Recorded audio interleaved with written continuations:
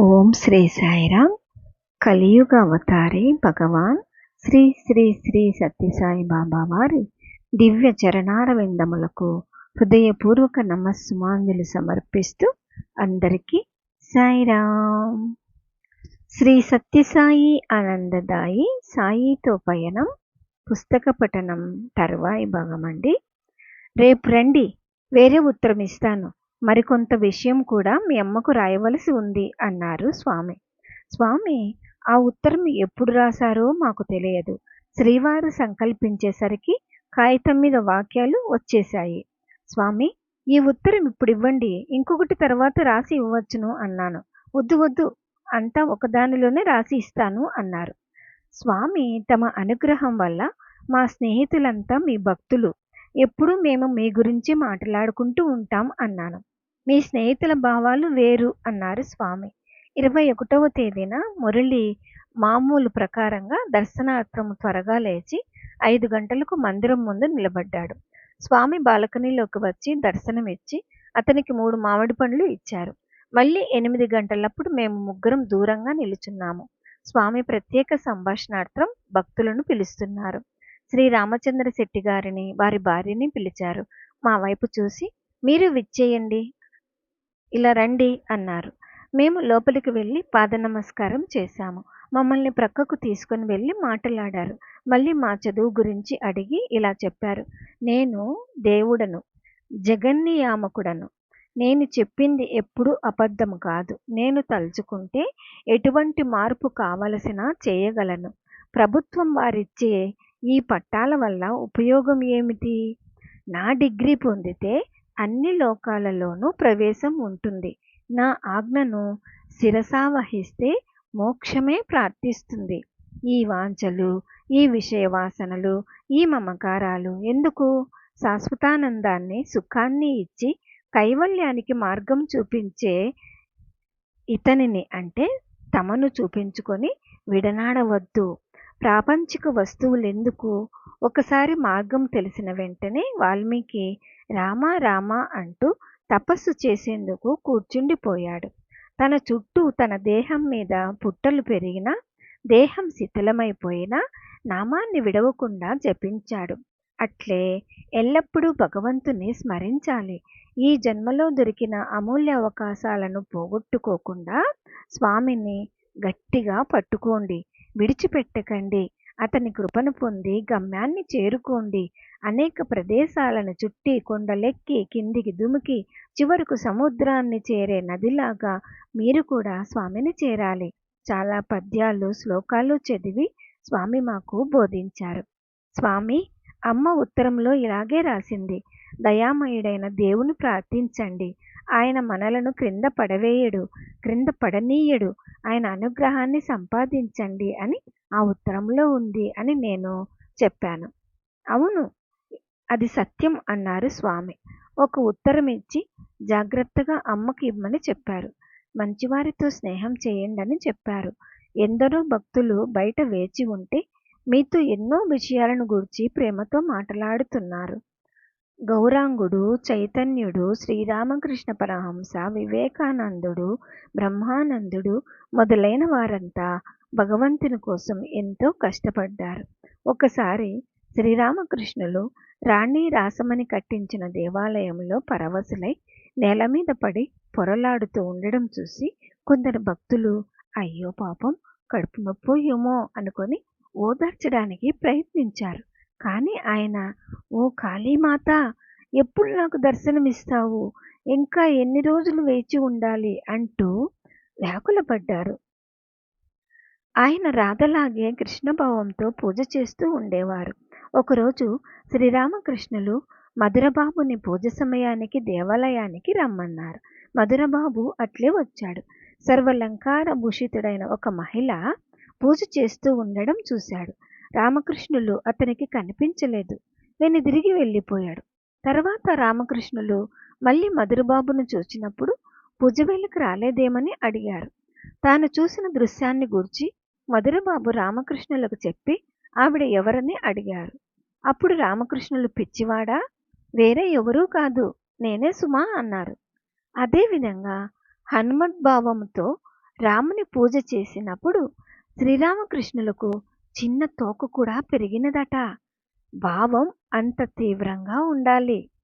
భగవంతుడు చూసేది స్వరరాగ తాళాదులను కాదు, భావాన్ని. రాగం బాగుంటే వినేవారు ఆహా బాగుంది అంటారు. నేను పాడేవాణ్ణి భావాన్ని చూస్తాను. అంటే నీ ఇష్టప్రకారంగా అరవవచ్చునని కాదు, చేతనైనంత మట్టుకు శ్రావ్యంగాను లయబద్ధంగాను పాడాలి. కానీ భగవంతుడు భావప్రియుడు కనుక భావం చాలా ముఖ్యమని నేను చెప్పదలుచుకున్నాను. అతనిని నా దగ్గర రహస్యం ఎందుకు? నేను హృదయ విహారిని. ప్రతి ఒక్కరి హృదయంలోనూ సంచారం చేస్తూ ఉంటాను. మీ మనసు ప్రింట్ చేసినట్లు నాకు కనిపిస్తూనే ఉంది. నేను చెప్పినట్లుగా నడుచుకుంటూ ఉంటే పుట్టపర్తికి పిలిచి మాట్లాడుతూ ఉంటాను. లేకపోతే ఏమీ లేదు. మీరు నన్ను చిన్నప్పటి నుండి చూస్తున్నారు. ఎవరికీ లేనటువంటి అరుదైన అదృష్టం మీకు లభించింది. నేను మిమ్మల్ని చిన్న మొక్కప్పటి నుండి నేరుగా పెంచాను తెలుసా?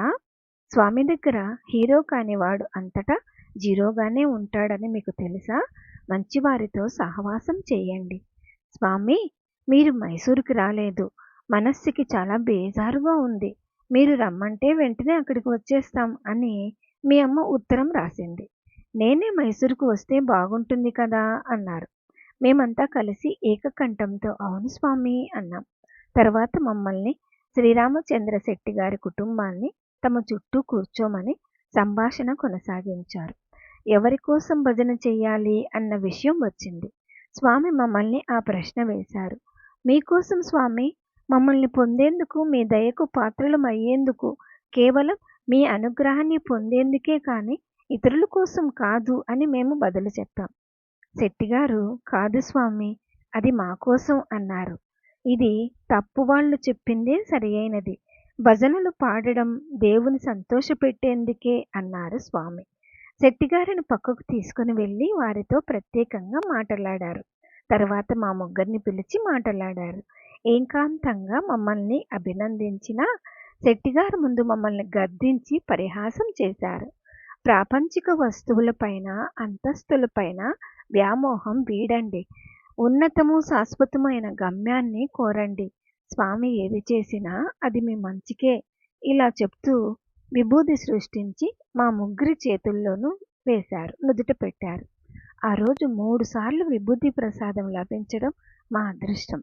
స్వామి, నా పరీక్ష ఫలితాలు 26వ తేదీన వస్తాయట. నేను పాస్ అయ్యేటట్టుగా మీరు ఆశీర్వదించాలి అన్నాను. స్వామి తమాషా చేస్తూ నీది పోవాలి, వానిది పోవాలి, అందరిది పోవాలి. స్వామి డిగ్రీలో మీరందరూ పాస్ అవ్వాలి అన్నారు. స్వామి దీవెనలను శిరసావహించి కృతజ్ఞతలు తెలిపాము. స్వామి, నాకు అప్పుడప్పుడు గొంతు నొప్పి వస్తూ ఉంటుంది. టాన్సిల్స్ అంటున్నారు. 2 సార్లు ఇంజెక్షన్స్ ఇచ్చారు.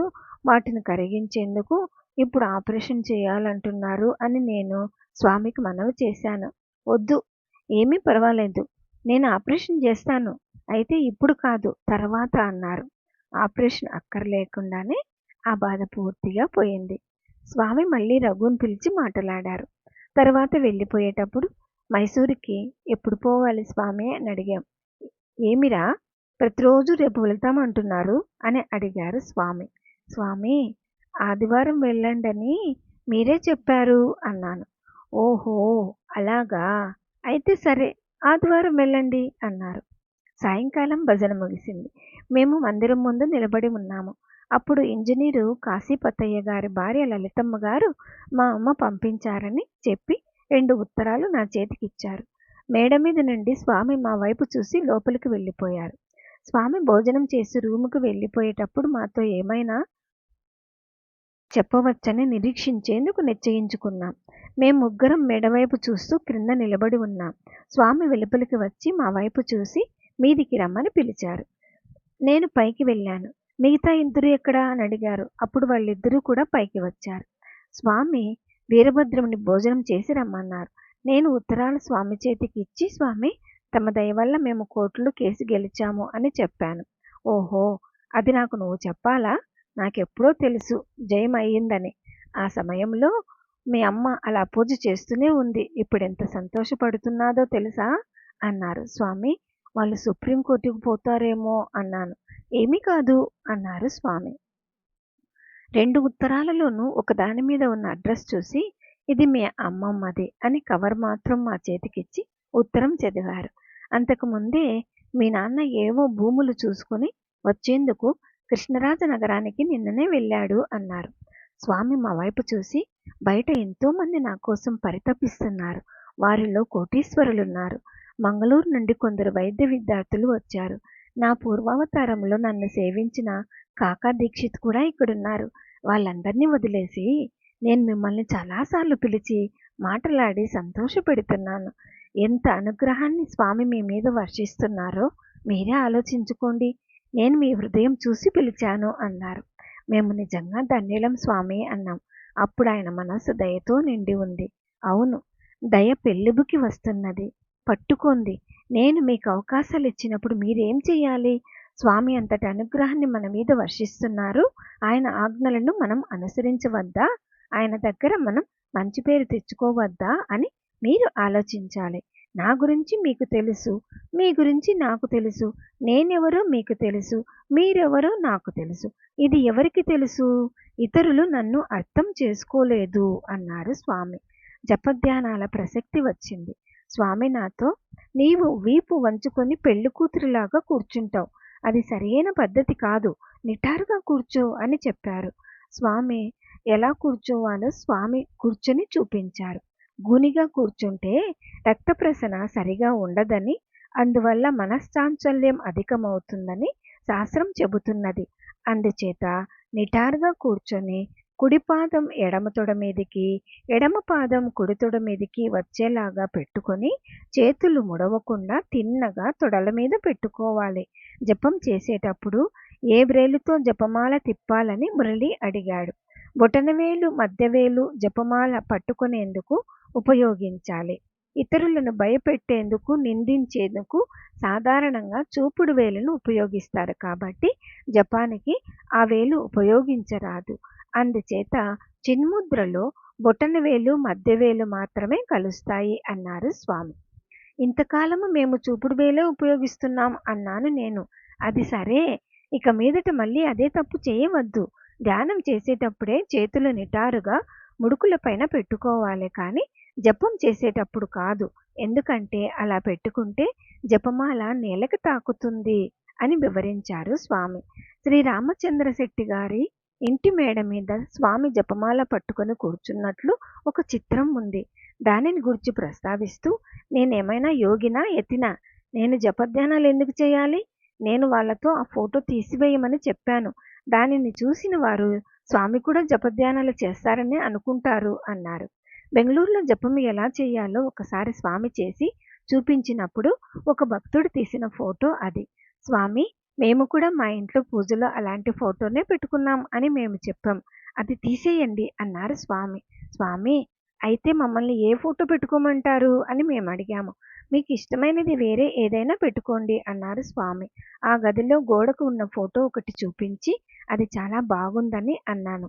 ఆ ఫోటోలో మందిరంలోని భజన హాలులో షిరిడీ బాబా, పర్తీ బాబాల ఫోటోల మధ్యలో సింహాసనం మీద వెండి చత్రం కింద స్వామి కూర్చుని ఉన్నట్లుగా ఉంది. ఇద్దరు ఉండడం చేతనా అన్నారు స్వామి. కాదు స్వామి, సింహాసనంలో వెండి చత్రం కింద కూర్చుని మీరు చాలా దివ్యంగా కనిపిస్తున్నారు అని చెప్పాను. అట్లయితే ఊరికి పోయే ముందు అది నీకు ఇస్తాను అన్నారు స్వామి. మాటల సందర్భంలో మురళి మీరు మేము అన్న పదాలను ఉపయోగించటం చూసి, స్వామి ఏమిరా మీరు మేము అని వేరు చేస్తున్నావా? మనమంతా ఒక్కటే అన్నారు. భగవంతుడు నిర్గుణుడు, నిరాకారుడు. అందుచేత అతనిని తెలుసుకోవడం, అనుభవించటం భక్తులకు చాలా కష్టం. అందుచేత నేను దేహాన్ని ధరించి ఈ ఆకారంతో వచ్చాను. సాధన కూడా సాకారంతో ప్రారంభమై నిరాకారంతో ముగియాలి అని చెప్పి చాలా శ్లోకాలు చదివారు. అందులో ఒక దాని భావం కూడా ఈ విధంగా స్వామి సెలవిచ్చారు. కళ్ళున్నది స్వామి రూపాన్ని చూసేందుకే, చెవులున్నది స్వామి సంభాషణను వినడానికే, ఆత్మ ఉన్నది స్వామి అనుగ్రహం పొందేందుకే. పెద్ద కల్పవృక్షం ముందుకు వచ్చి అల్పమైనవి అడుగవద్దు. ఈ విధంగా స్వామివారు వినిపించారు. ఓం శ్రీ సాయిరాం. తర్వాయి భాగం వచ్చే వారం విందామండి. జై బోలో భగవాన్ శ్రీ సత్య సాయి బాబాజీకి జై. సమస్త లోకాః సుఖినో భవంతు. ఓం శాంతి శాంతి శాంతి. అందరికీ సాయిరాం.